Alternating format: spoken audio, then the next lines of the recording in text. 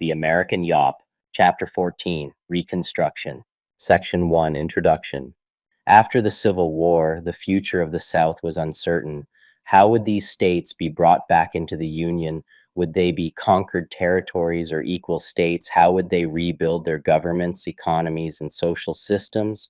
What rights did freedom confer on formerly enslaved people? The answers to many of Reconstruction's questions hinged on the concepts of citizenship, equality, and the practicalities of freedom. Americans who lived through the era engaged in the most open and widespread discussions of citizenship since the nation's founding. Reconstruction was a moment of revolutionary possibility and violent backlash. African Americans and radical Republicans pushed the nation to finally realize the Declaration of Independence's promises that all men are created equal and have certain unalienable rights. White Democrats granted African Americans legal freedom, but little more. When Black Americans and their radical allies succeeded in securing citizenship for freed people, a new fight commenced to determine the legal, political, and social implications of American citizenship.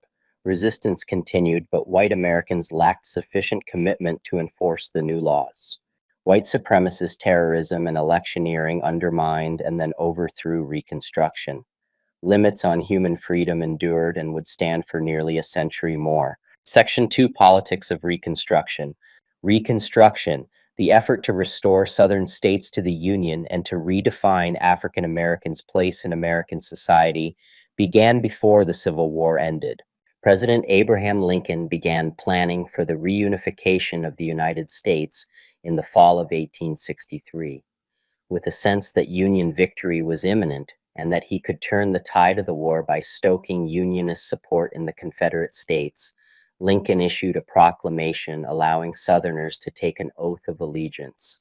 When just 10% of a state's voting population had taken such an oath, loyal Unionists could then establish governments.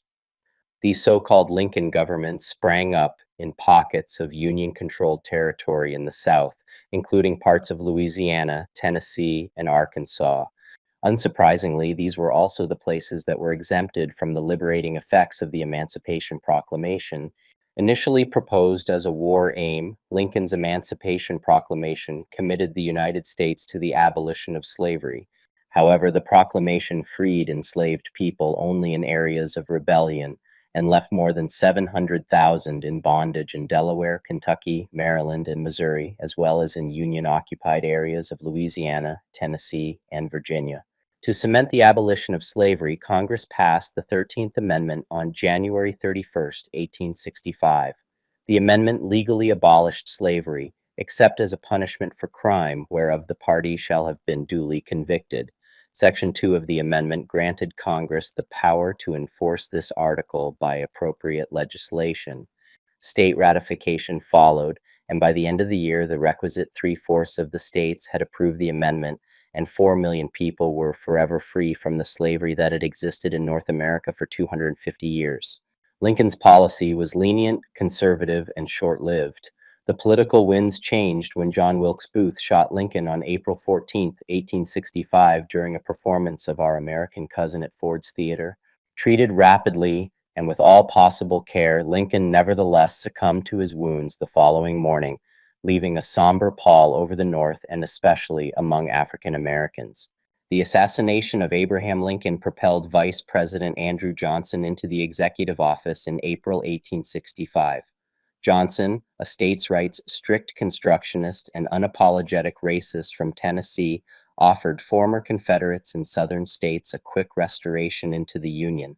His Reconstruction plan required provisional Southern governments to void their ordinances of secession, repudiate their Confederate debts, and ratify the 13th Amendment.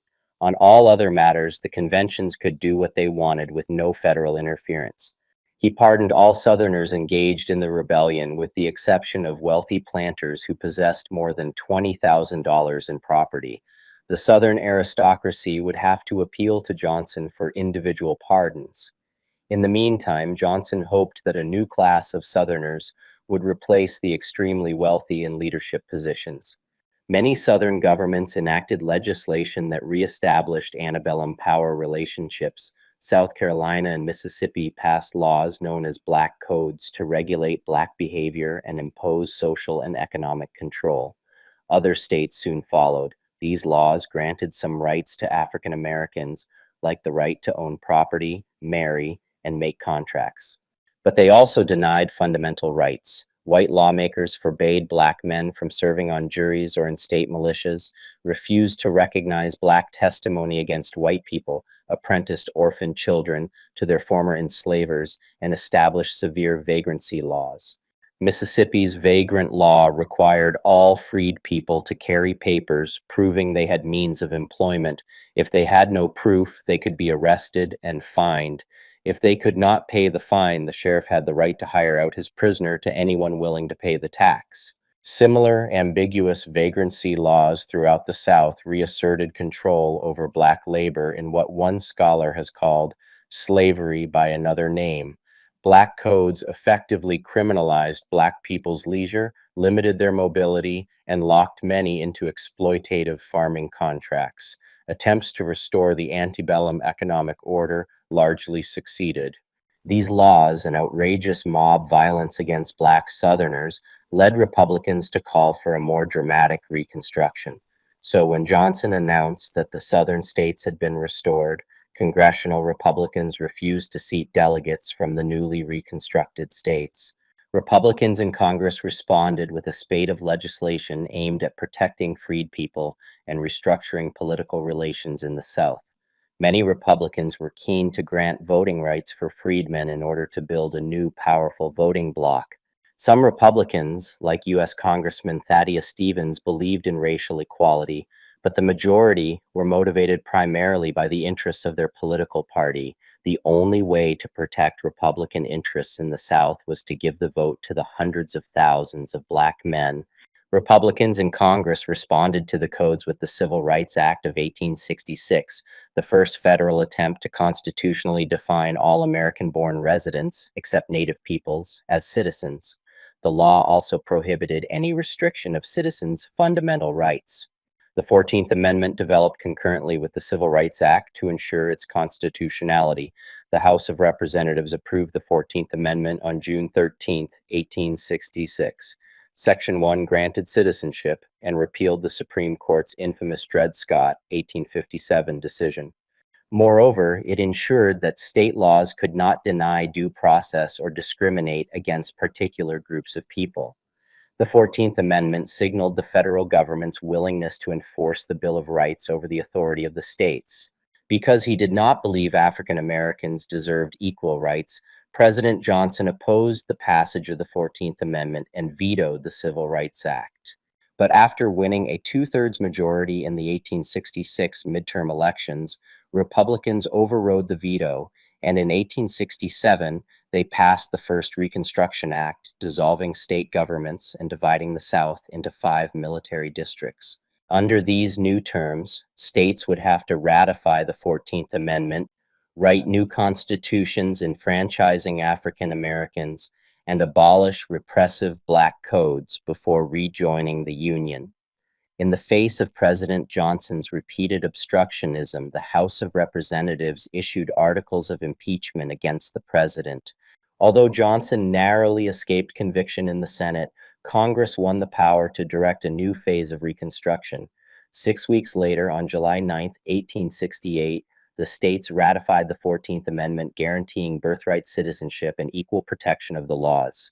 In the 1868 presidential election, former Union General Ulysses S. Grant ran on a platform that proclaimed, "Let us have peace," in which he promised to protect the new status quo. On the other hand, the Democratic candidate Horatio Seymour promised to repeal Reconstruction. Black Southern voters helped Grant win most of the former Confederacy.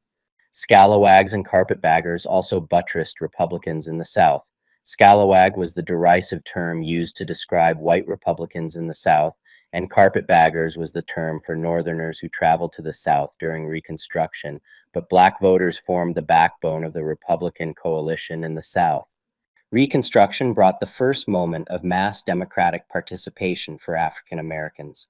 In 1860, only 5 states in the North allowed African Americans to vote on equal terms with whites. Yet after 1867, when Congress ordered Southern states to eliminate racial discrimination in voting, African Americans began to win elections across the South.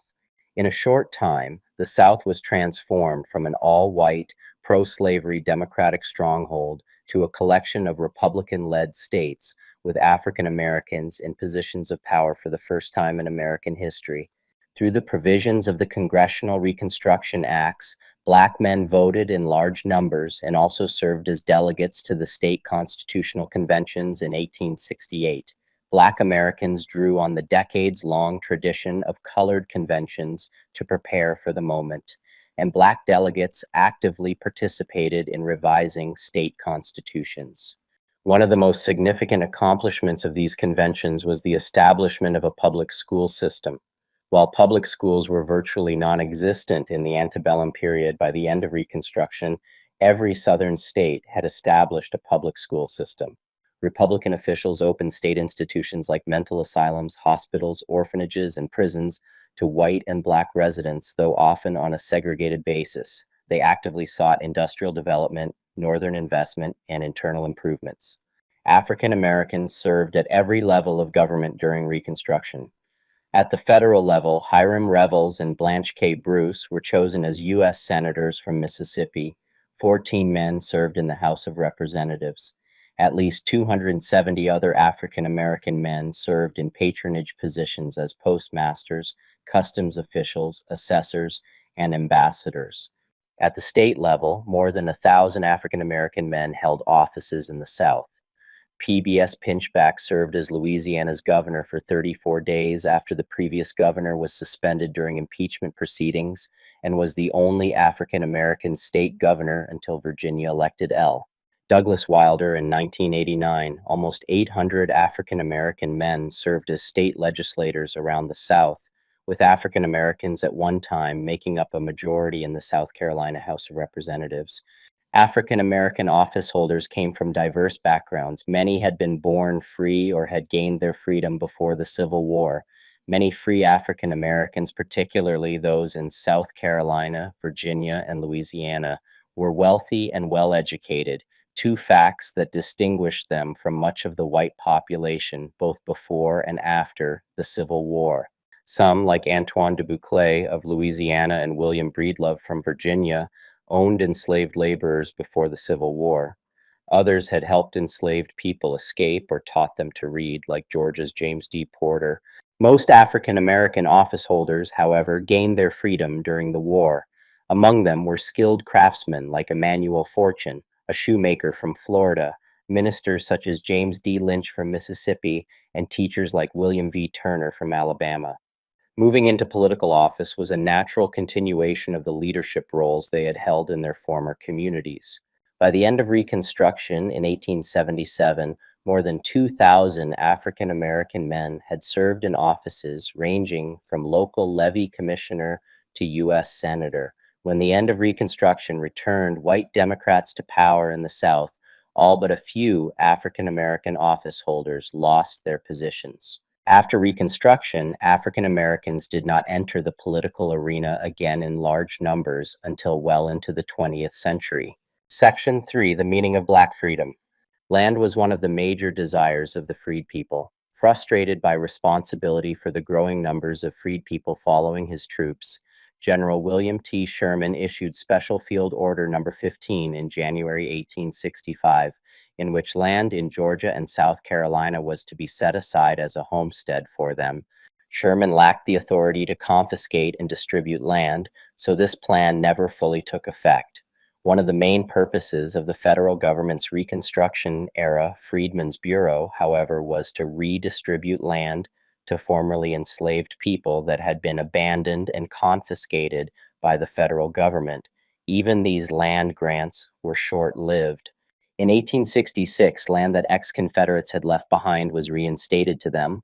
Freed people's hopes of land reform were unceremoniously dashed as Freedmen's Bureau agents held meetings with them throughout the South, telling them the promise of land was not going to be honored and that instead they should plan to go back to work for their former enslaver as wage laborers. The policy reversal came as quite a shock. In one instance, Freedmen's Bureau Commissioner General Oliver O. Howard went to Edisto Island to inform the black population there of the policy change. The Black Commission's response was that we were promised homesteads by the government. You ask us to forgive the landowners of our island. The man who tied me to a tree and gave me 39 lashes, and who stripped and flogged my mother and my sister, that man I cannot well forgive. Does it look as if he has forgiven me, seeing how he tries to keep me in a condition of helplessness? In working to ensure that crops would be harvested, agents sometimes coerced formerly enslaved people into signing contracts with their former enslavers. However, the Bureau also instituted courts where African Americans could seek redress if their employers were abusing them or not paying them. The last ember of hope for land redistribution was extinguished when Thaddeus Stevens and Charles Sumner's proposed land reform bills were tabled in Congress. Radicalism had its limits, and the Republican Party's commitment to national economic stability eclipsed their interest in racial justice. White Republicans' waning commitments to both racial and economic justice were reflected in the rise and collapse of the Freedmen's Savings and Trust Company, also known as the Freedmen's Bank. The Freedmen's Bank was established on March 3, 1865, as a savings bank for persons heretofore held in slavery or their descendants. Founded by white abolitionist and minister John Alvord, the Freedmen's Bank represented Republicans' goals of helping formerly enslaved people develop habits of saving and thrift by encouraging them to open accounts, deposit their savings, and grow their wealth. At its height, the bank had over 70,000 depositors across 37 branches who had collectively deposited approximately $57 million in their bank accounts. The bank had a sprawling footprint, establishing branches in northern cities such as New York and Philadelphia, and in the former Confederate South, in cities with large black populations such as Jacksonville, New Orleans, and St. Louis. Despite the bank's benevolent foundations of serving the nation's freed people, the white trustees had different goals. The trustees and administrators, a veritable who's who of white Republicans, began the practice of making illegal loans to themselves and their business partners. Once Congress approved of amending the bank's charter in 1870, allowing the trustees to operate the bank not as a savings bank but as a commercial bank, the trustees began allowing borrowers to receive loans. By the summer of 1874, the bank had approximately $3.5 million in outstanding loans, the vast majority of which was borrowed by white people who lived in and around Washington, D.C. Despite the bank's popularity both with black depositors and white borrowers, by early 1874, the bank was on the verge of collapse.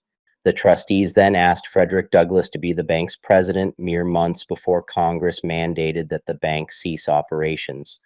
Douglass accepted the position in March 1874. When the bank ceased operations in July 1874, the 61,144 depositors still had $2.9 million left in their accounts.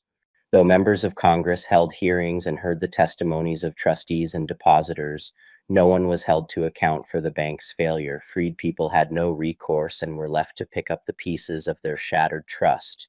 Another aspect of the pursuit of freedom was the reconstitution of families. Many freed people immediately left plantations in search of family members who had been sold away. Newspaper ads sought information about long-lost relatives. People placed these ads until the turn of the 20th century, demonstrating the enduring pursuit of family reunification.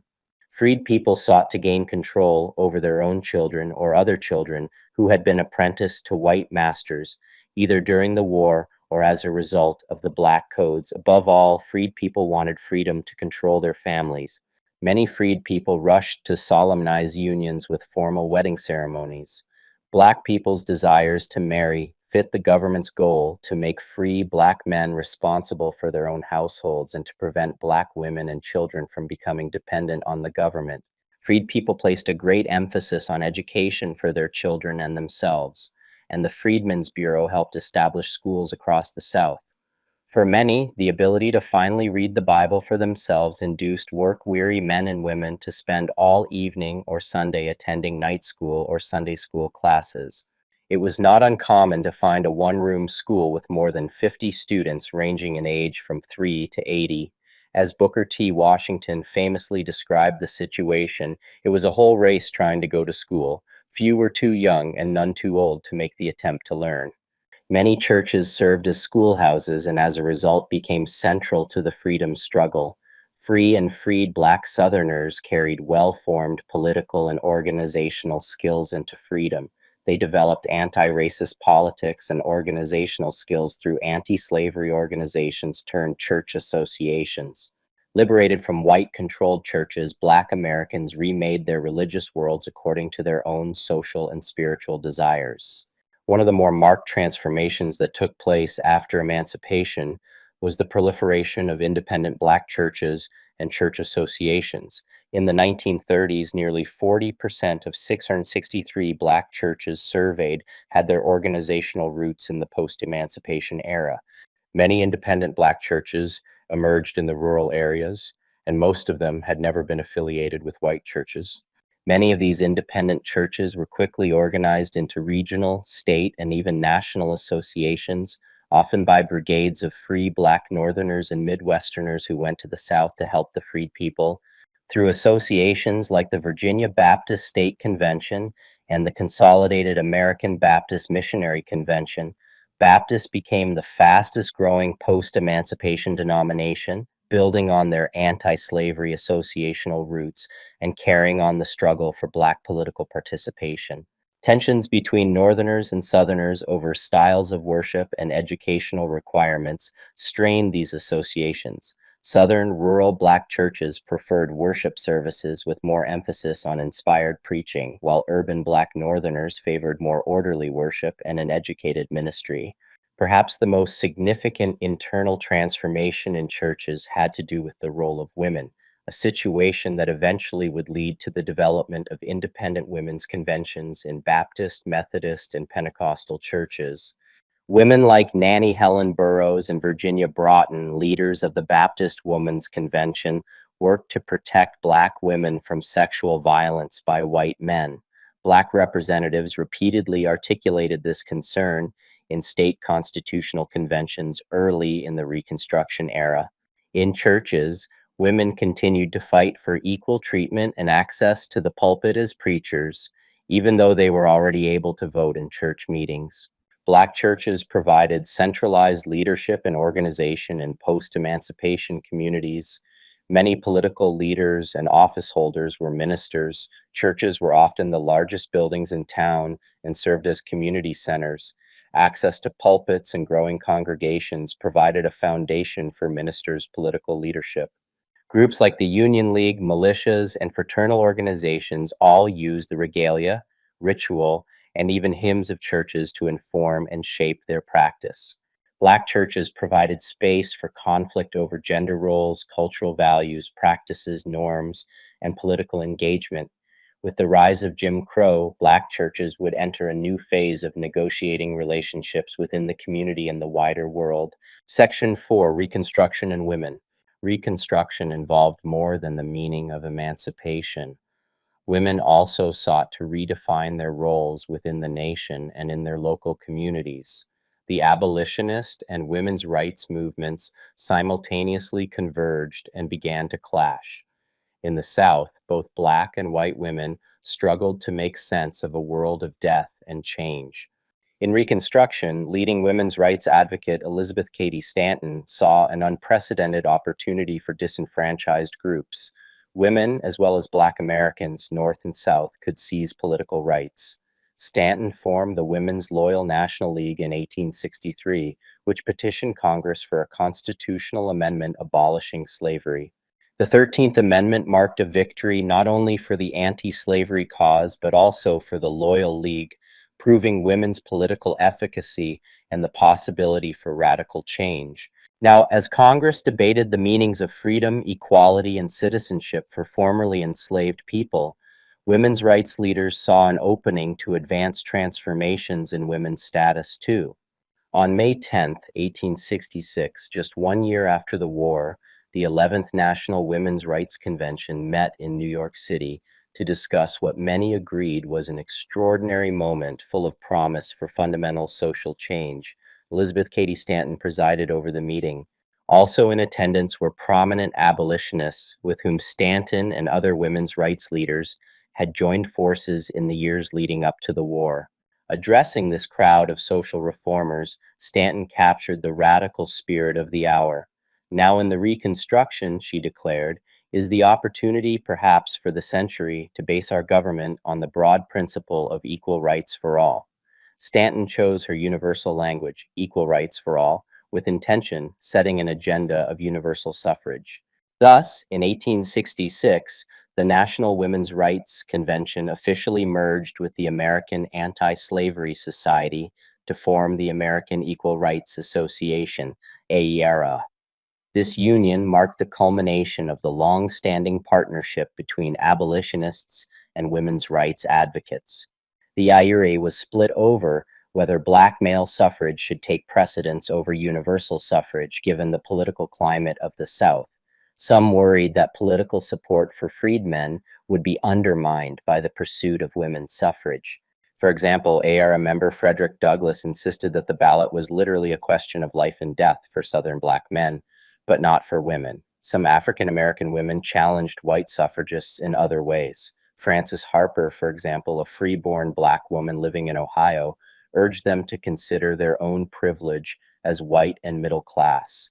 Universal suffrage, she argued, would not so clearly address the complex difficulties posed by racial, economic, and gender inequality. These divisions came to a head early in 1867 as the AERA organized a campaign in Kansas to determine the fate of black and women's suffrage. Elizabeth Cady Stanton and her partner in the movement, Susan B. Anthony, made the journey to advocate for universal suffrage. Yet they soon realized that their allies were distancing themselves from women's suffrage in order to advance black enfranchisement. Disheartened, Stanton and Anthony allied instead with white supremacists who supported women's equality. Many fellow activists were dismayed by Stanton's and Anthony's willingness to appeal to racism to advance their cause. These tensions finally erupted over conflicting views of the 14th and 15th Amendments. Women's rights leaders vigorously protested the 14th Amendment, although it established national citizenship for all persons born or naturalized in the United States. The amendment also introduced the word male into the Constitution for the first time. After the 15th Amendment ignored sex as an unlawful barrier to suffrage, an omission that appalled Stanton, the AERA officially dissolved. Stanton and Anthony formed the National Woman Suffrage Association, NWSA, while suffragists who supported the 15th Amendment, regardless of its limitations, founded the American Woman Suffrage Association, AWSA. The NWSA soon rallied around a new strategy, the New Departure. This new approach interpreted the Constitution as already guaranteeing women the right to vote. They argued that by nationalizing citizenship for all people and protecting all rights of citizens, including the right to vote, the 14th and 15th Amendments guaranteed women's suffrage. Broadcasting the New Departure, the NWSA encouraged women to register to vote, which roughly 700 did between 1868 and 1872. Susan B. Anthony was one of them and was arrested but then acquitted in trial. In 1875, the Supreme Court addressed this constitutional argument, acknowledging women's citizenship but arguing that suffrage was not a right guaranteed to all citizens. This ruling not only defeated the New Departure, but also coincided with the court's broader reactionary interpretation of the Reconstruction amendments that significantly limited freed people's rights. Following this defeat, many suffragists like Stanton increasingly replaced the ideal of universal suffrage with arguments about the virtue that white women would bring to the polls. These new arguments often hinged on racism and declared the necessity of white women voters to keep black men in check. Advocates for women's suffrage were largely confined to the North, but Southern women were experiencing social transformations as well. Moreover, during the war, Southern white women had been called on to do traditional men's work, chopping wood and managing businesses. While white Southern women decided whether and how to return to their prior status, African American women embraced new freedoms and a redefinition of womanhood. The Civil War showed white women, especially upper-class women, life without their husbands' protection. Many did not like what they saw, especially given the possibility of racial equality. Formerly wealthy women hoped to maintain their social status by rebuilding the pre-war social hierarchy. Through ladies' memorial associations, LMAs, and other civic groups, Southern women led the efforts to bury and memorialize the dead, praising and bolstering their men's masculinity through nationalist speeches and memorials. LMAs grew out of the Soldiers' Aid Society and became the precursor and custodian of the Lost Cause narrative. Proponents of the Lost Cause tried to rewrite the history of the antebellum South to de-emphasize the brutality of slavery. They also created the myth that the Civil War was fought over states' rights instead of slavery, which was the actual cause. LMAs and their ceremonies created new holidays during which white Southerners could reaffirm their allegiance to the Confederacy and express their opposition to black rights. For instance, some LMAs celebrated the anniversary of Stonewall Jackson's death on May 10th. Through these activities, Southern women took on political roles in the South. Southern black women also sought to redefine their public and private lives. Their efforts to control their labor met the immediate opposition of Southern white women. Gertrude Clanton, a plantation mistress before the war, disliked cooking and washing dishes, so she hired an African American woman to do the washing. A misunderstanding quickly developed. The laundress, nameless in Gertrude's records, performed her job and returned home. Gertrude believed that her money had purchased the day's labor, not just the load of washing, and she became quite frustrated. Meanwhile, this washerwoman and others like her set wages and hours for themselves, and in many cases began to take washing into their own homes in order to avoid the surveillance of white women and the sexual threat posed by white men. Similar conflicts raged across the South. White Southerners demanded that African American women work in the plantation home and instituted apprenticeship systems to place African American children in unpaid labor positions. African American women combated these attempts by refusing to work at jobs without fair pay or fair conditions, and by clinging tightly to their children. Like white LMA members, African American women formed clubs to bury their dead, celebrate African American masculinity, and provide aid to their communities. On May 1st, 1865, African Americans in Charleston created the precursor to the modern Memorial Day holiday by mourning the Union dead buried hastily on a racetrack-turned prison. Like their white counterparts, the 300 African American women who participated had been members of the local patriotic association, which aided freed people during the war. African American women continued participating in Federal Decoration Day ceremonies and later formed their own club organizations. Racial violence, whether city riots or rural vigilantes, continued to threaten these vulnerable households. Nevertheless, the formation and preservation of African American households became a paramount goal for African American women. White and black Southern women faced parallel but distinct challenges during Reconstruction.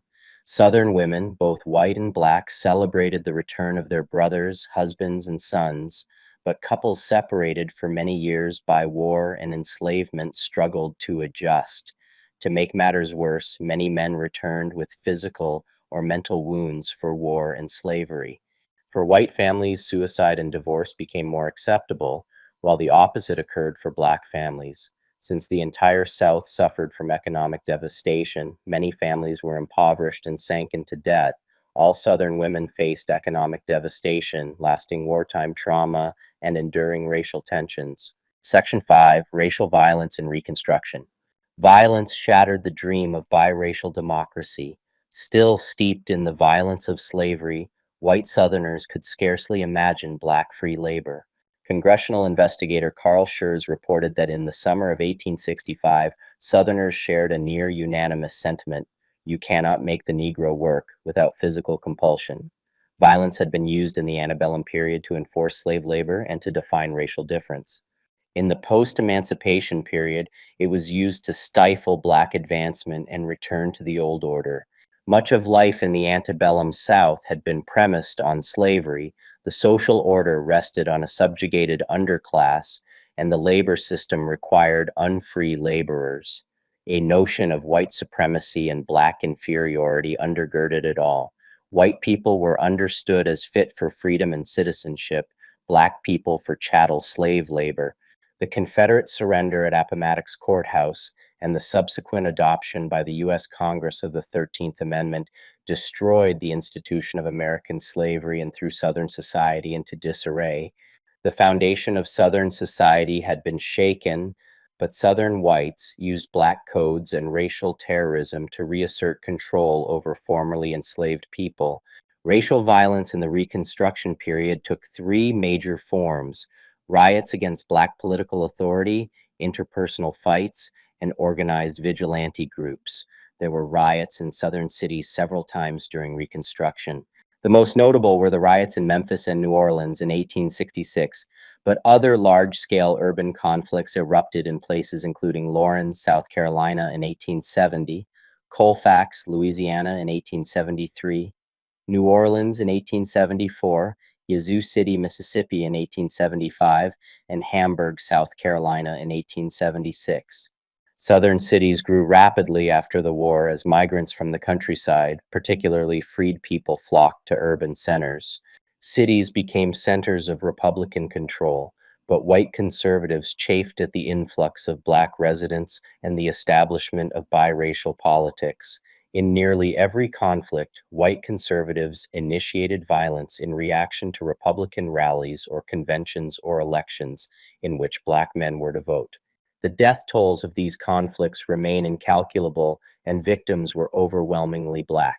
Even everyday violence between individuals disproportionately targeted African Americans during Reconstruction. African Americans gained citizenship rights like the ability to serve on juries as a result of the Civil Rights Act of 1866 and the 14th Amendment.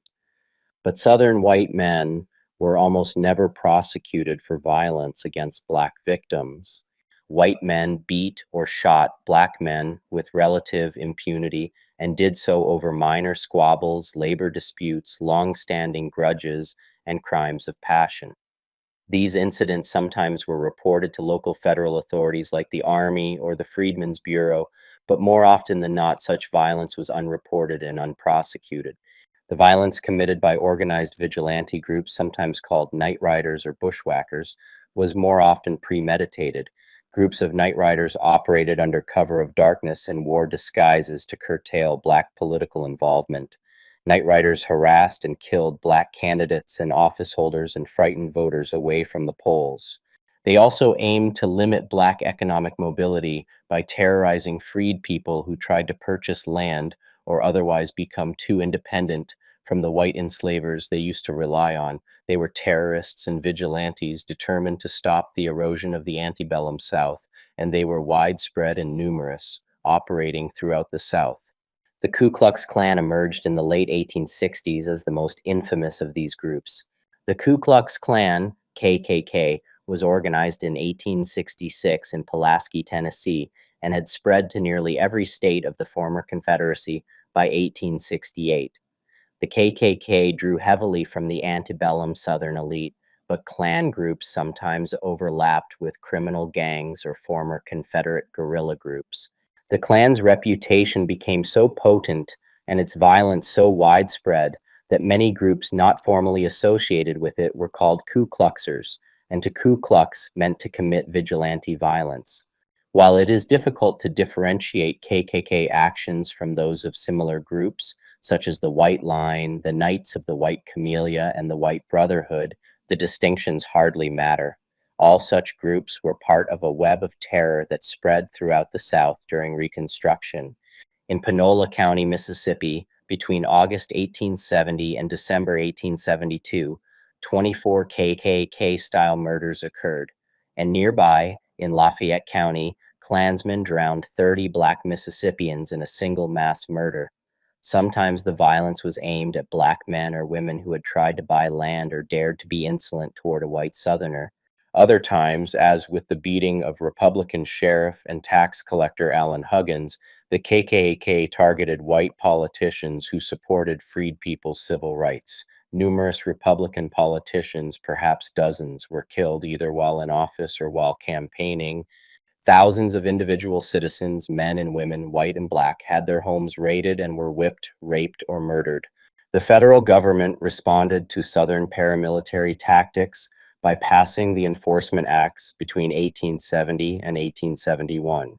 The acts made it criminal to deprive African Americans of their civil rights. The acts also deemed violent Klan behavior as acts of rebellion against the United States and allowed for the use of U.S. troops to protect freed people. For a time, the federal government, its courts, and its troops sought to put an end to the KKK and related groups, but the violence continued. By 1876, as Southern Democrats reestablished home rule and redeemed the South from Republicans, federal opposition to the KKK weakened. National attention shifted away from the South and the activities of the Klan, but African Americans remained trapped in a world of white supremacy that restricted their economic, social, and political rights. White conservatives would assert that Republicans, in denouncing violence, were waving a bloody shirt for political opportunity.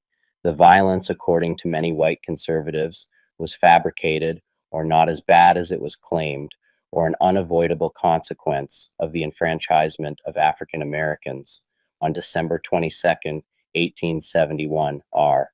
Latham of Yorkville, South Carolina, wrote to the New York Tribune, voicing the beliefs of many white Southerners as he declared that the same principle that prompted the white men at Boston, disguised as Indians, to board, during the darkness of night, a vessel with tea, and throw her cargo into the bay, clothed some of our people in Ku Klux gowns, and sent them out on missions technically illegal. Did the Ku Klux do wrong? You are ready to say they did, and we will not argue the point with you. Under the peculiar circumstances, what could the people of South Carolina do but resort to Ku Kluxing? Victims and witnesses to the violence told a different story. Sally Adkins of Warren County, Georgia, was traveling with her husband, Joseph, a Georgia state senator, when he was assassinated by Klansmen on May 10th, 1869. She wrote President Ulysses S. Grant asking for both physical protection and justice. I am no statesman, she disclaimed. I am only a poor woman whose husband has been murdered for his devotion to his country. I may have very foolish ideas of government, states, and constitutions, but I feel that I have claims upon my country. The rebels imprisoned my husband. Pardoned rebels murdered him. There is no law for the punishment of them who do deeds of this sort. I demand that you, President Grant, keep the pledge you made the nation, make it safe for any man to utter boldly and openly his devotion to the United States. The political and social consequences of the violence were as lasting as the physical and mental trauma suffered by victims and witnesses. Terrorism worked to end federal involvement in Reconstruction and helped to usher in a new era of racial repression. African Americans actively sought ways to shed the vestiges of slavery. Many discarded the names their former enslavers had chosen for them and adopted new names like Freeman and Lincoln that affirmed their new identities as free citizens. Others resettled far from their former plantations, hoping to eventually farm their own land or run their own businesses. By the end of Reconstruction, the desire for self-definition, economic independence, and racial pride coalesced in the founding of dozens of black towns across the South. Perhaps the most well-known of these towns was Mound Bayou, Mississippi, a delta town established in 1887 by Isaiah Montgomery and Ben Greene, formerly enslaved by Confederate President Jefferson Davis and his brother Joseph. Residents of the town took pride in the fact that African Americans owned all of the property in town, including banks, insurance companies, shops, and the surrounding farms. The town celebrated African American cultural and economic achievements during their annual festival, Mound Bayou Days. These tight-knit communities provided African Americans with spaces where they could live free from the indignities of segregation and the exploitation of sharecropping on white-owned plantations. Section 6, Economic Development during the Civil War and Reconstruction. The Civil War destroyed and then transformed the American economy.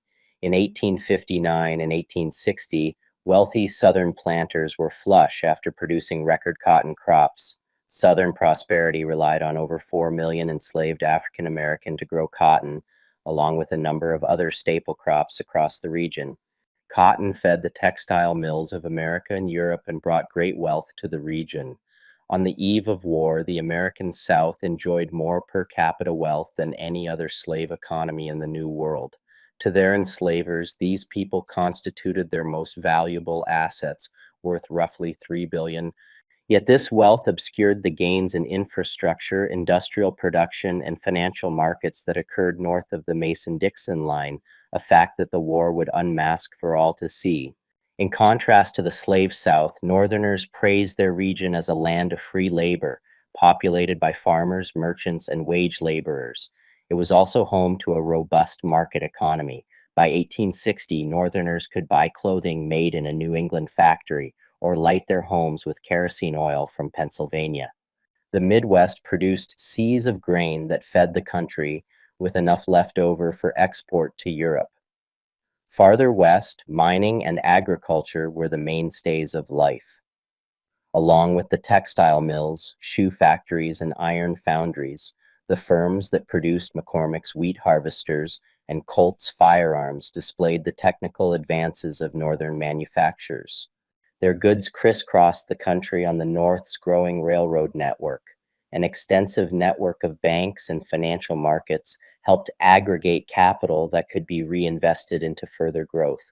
The Civil War, like all wars, interrupted the rhythms of commercial life by destroying lives and property. This was especially true in the South. From 1861 onward, the Confederate government struggled to find the guns, food, and supplies needed to field an army. Southerners did make astonishing gains in industrial production during this time, but it was never enough. The Union's blockade of the Atlantic prevented the Confederacy from financing the war with cotton sales to Europe.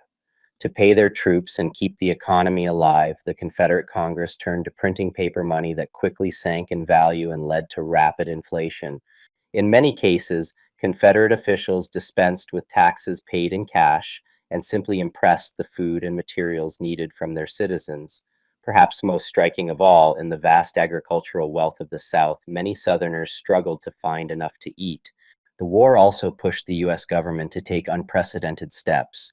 In late 1861, Congress created the nation's first fiat currency, called greenbacks.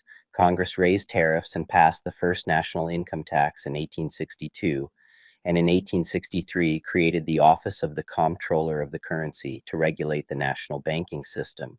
At first, the expansion of the currency and the rapid rise in government spending created an uptick in business in 1862 to 1863. As the war dragged on, inflation also hit the North. Workers demanded higher wages to pay rents and buy necessities, while the business community groaned under their growing tax burden. The United States, however, never embarked on a policy of impressment for food and supplies. The factories and farms of the North successfully supplied Union troops, while the federal government, with some adjustments, found the means to pay for the war. None of this is to suggest that the North's superior ability to supply its war machine made the outcome of the war inevitable. Any account of the war must consider the tangled web of politics, battles, and economics that occurred between 1861 and 1865. But the aftermath of the war left portions of the Confederacy in ruins. State governments were mired in debt. White planters had most of their capital tied up in enslaved laborers, and so lost most of their wealth. Cotton remained the most significant crop, but the war changed how it was grown and sold. Planters broke up large farms into smaller plots tended by single families in exchange for a portion of the crop, a system called sharecropping. Once cotton production resumed, Americans found that their cotton now competed with new cotton plantations around the world. For the South as a whole, the war and Reconstruction marked the start of a period of deep poverty that would last until at least the New Deal of the 1930s. Emancipation was the single most important economic, social, and political outcome of the war. Freedom empowered African Americans in the South to rebuild families, make contracts, hold property, and move freely for the first time. Republicans in the South attempted to transform the region into a free labor economy like the North. Yet the transition from slave labor to free labor was never so clear. Well into the 20th century, white Southerners used a combination of legal coercion and extra-legal violence to maintain systems of bound labor. Vagrancy laws enabled law enforcement to justify the arrest of innocent black men and women, and the convict lease system meant that arbitrary arrests often resulted in decades of forced, uncompensated labor. But this new form of servitude, which continued until World War II, was only the most extreme example of an array of economic injustices. In the later 19th century, poor whites would form mobs and go white-capping to scare away black job seekers. Lacking the means to buy their own farms, black farmers often turned to sharecropping, which often led to cycles of debt that kept families bound to the land. Victory did not produce a sudden economic boom for the rest of the United States either. The North would not regain its pre-war pace of industrial and commodity output until the 1870s. But the war did prove beneficial to wealthy northern farmers who could afford new technologies. Wartime labor shortages promoted the use of mechanical reapers, reducing demand for labor, boosting farm yields, and sowing the seeds of inequality. Wartime laws also transformed the relationship between the federal government and the American economy. New tariff laws sheltered northern industry from European competition.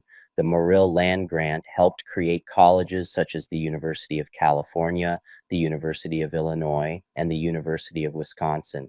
With the creation of the national banking system and greenbacks, Congress replaced hundreds of state banknotes with a system of federal currency that accelerated trade and exchange. This was not to say that Republican policy worked for everyone. The Homestead Act, meant to open the West to small farmers, was often frustrated by railroad corporations and speculators. The Transcontinental Railroad, launched during the war, failed to produce substantial economic gains for years. The war years forged a close relationship between government and the business elite, a relationship that sometimes resulted in corruption and catastrophe, as it did when markets crashed on Black Friday, September 24, 1869. This new relationship created a political backlash, especially in the West and South, against Washington's perceived Eastern and industrial bias. Conflicts over emancipation and civil rights quickly gave way to long political conflict over the direction of American economic development. Section 7, Reconstruction in the West. The end of the Civil War brought new violence to the West, as the United States devoted increased resources toward dispossessing indigenous people. Groups like the Utes and Paiutes were pushed out of the Rocky Mountains by U.S. expansion into Colorado and away from the northern Great Basin by the expanding Mormon population in Utah Territory in the 1850s and 1860s. Faced with a shrinking territorial base, members of these two groups often joined the U.S. military in its campaigns in the Southwest against other powerful native groups like the Hopi, the Zuni, the Jicarilla Apache, and especially the Navajo, whose population of at least 10,000 engaged in both farming and sheep herding on some of the most valuable lands acquired by the United States after the Mexican War. Conflicts between the U.S. military, American settlers, and native nations increased throughout the 1850s. By 1862, General James Carleton began searching for a reservation where he could remove the Navajo and end their threat to U.S. expansion in the Southwest. Carleton selected a dry, almost treeless site in the Bosque Redondo Valley, 300 miles from the Navajo homeland. In April 1863, Carleton gave orders to Colonel Kit Carson to round up the entire Navajo population and escort them to Bosque Redondo. Those who resisted would be shot. Thus began a period of Navajo history called the Long Walk, which remains deeply important to Navajo people today. The Long Walk was not a single event, but a series of forced marches to the reservation at Bosque Redondo between August 1863 and December 1866. Conditions at Bosque Redondo were horrible. Provisions provided by the U.S. Army were not only inadequate but often spoiled. Disease was rampant, and thousands of Navajos died. By 1868, it had become clear that life at the reservation was unsustainable. General William Tecumseh Sherman visited the reservation and wrote of the inhumane situation in which the Navajo were essentially kept as prisoners, but the lack of cost effectiveness was the main reason Sherman recommended that the Navajo be returned to their homeland in the West. On June 1st, 1868, the Navajo signed the Treaty of Bosque Redondo, an unprecedented treaty in the history of U.S. Native relations, in which the Navajo were able to return from the reservation to their homeland. The treaties that had been signed with numerous Native nations in California in the 1850s were never ratified by the Senate. Over 100 distinct Native groups lived in California before the Spanish and American conquests, but by 1880, the Native population of California had collapsed from about 150,000 on the eve of the gold rush to a little less than 20,000. A few reservation areas were eventually set up by the U.S. government to collect what remained of the Native population, but most were dispersed throughout California. This was partly the result of state laws from the 1850s that allowed white Californians to obtain both Native children and adults as apprentice laborers by merely bringing the desired laborer before a judge and promising to feed, clothe, and eventually release them after a period of service that ranged from 10 to 20 years. Thousands of California's natives were thus pressed into a form of slave labor that supported the growing mining, agricultural, railroad, and cattle industries. As settler incursions continued to provoke conflict, Americans pushed for a new peace policy. Congress, confronted with these tragedies and further violence, authorized in 1868 the creation of an Indian Peace Commission. The commission's study of Native Americans decried prior American policy and galvanized support for reformers. After the inauguration of Ulysses S. Grant the following spring, Congress allied with prominent philanthropists to create the Board of Indian Commissioners, a permanent advisory body to oversee indigenous affairs and prevent the further outbreak of violence. The board effectively Christianized American Indian policy. Much of the reservation system was handed over to Protestant churches, which were tasked with finding agents and missionaries to manage reservation life. Congress hoped that religiously minded men might fare better at creating just assimilation policies and persuading Native Americans to accept them. Historian Francis Paul Prucha believed that this attempt at a new peace policy might just have properly been labeled the religious policy. Many female Christian missionaries played a central role in cultural re-education programs that attempted to not only instill Protestant religion, but also impose traditional American gender roles and family structures. They endeavored to replace indigenous peoples' tribal social units with small, patriarchal households. Women's labor became a contentious issue because few tribes divided labor according to the gender norms of middle and upper class Americans. Field work, the traditional domain of white males, was primarily performed by Native women who also usually controlled the products of their labor, if not the land that was worked, giving them status in society as laborers and food providers.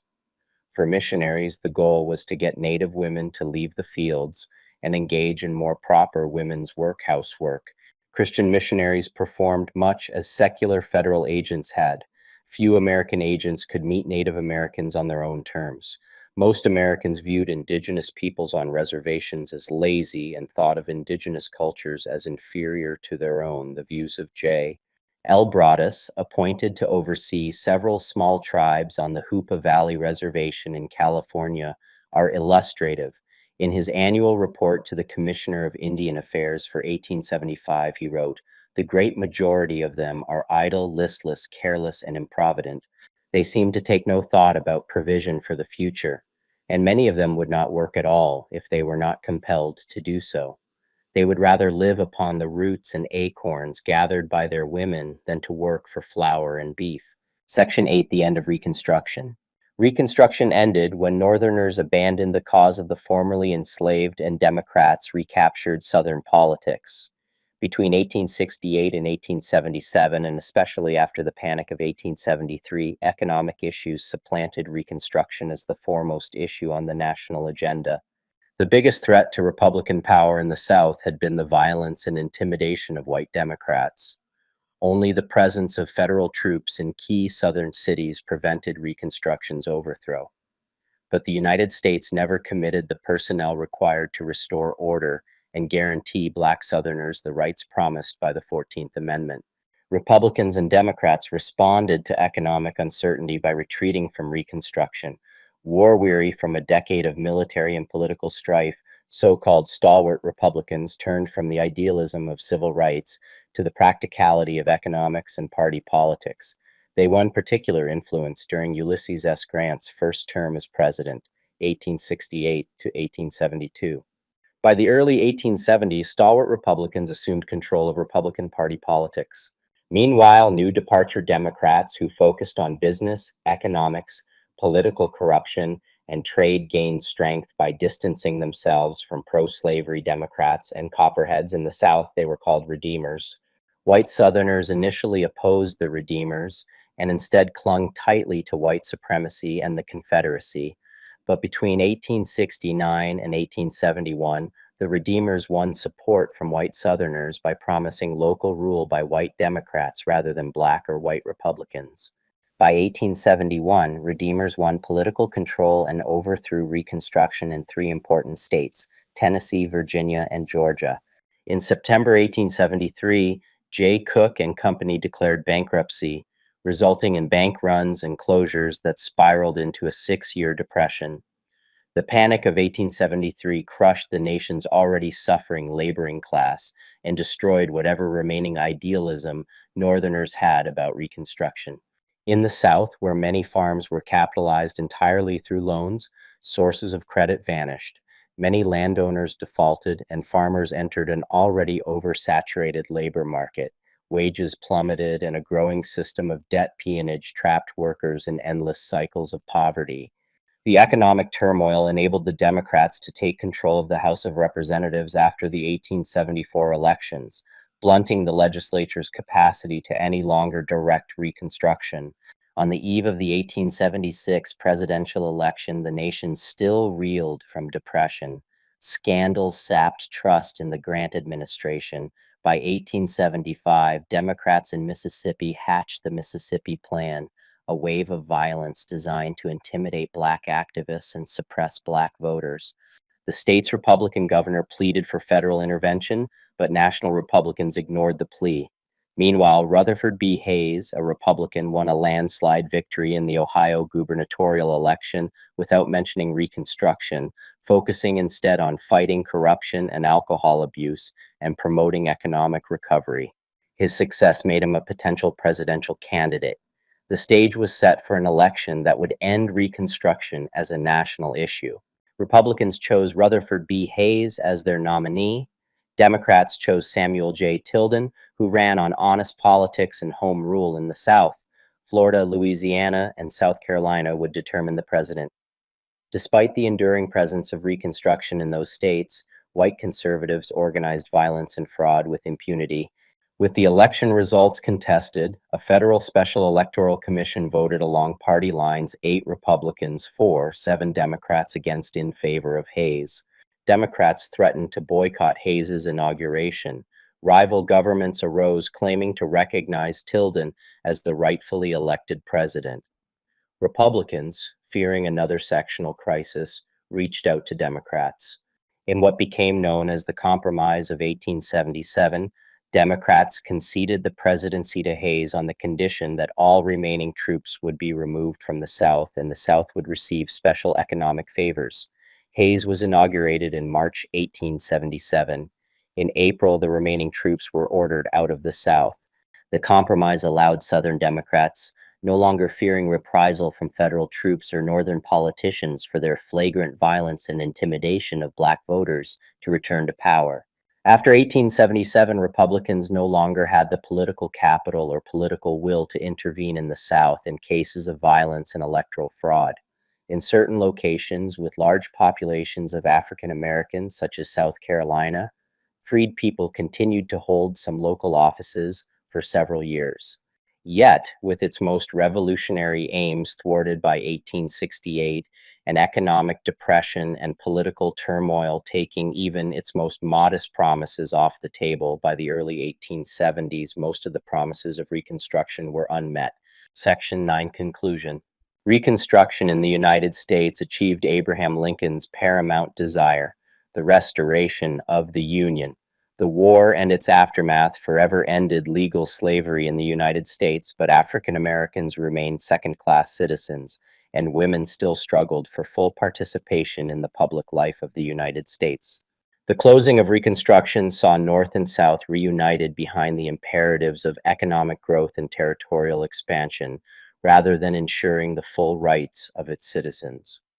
From the ashes of civil war, a new nation faced fresh possibilities while enduring old problems.